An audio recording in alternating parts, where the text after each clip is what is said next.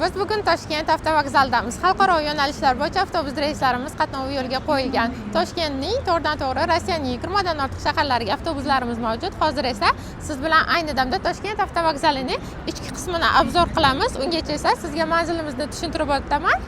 Toshkent avtovokzalidan to'g'ridan-to'g'ri Olmazor metrodan chiqqaningizda ko'rib turganingizdek avtobuslarga qatnovchi avtovokzalimiz joylashgan. Endi esa ichkarini qani-ketib ko'rsatib o'taman.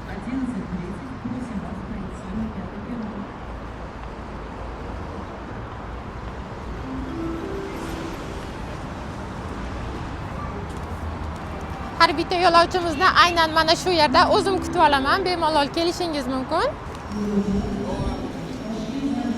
Yo'lovchilarimizning sumkalari shunaqangi tekshiruvdan o'tkaziladi.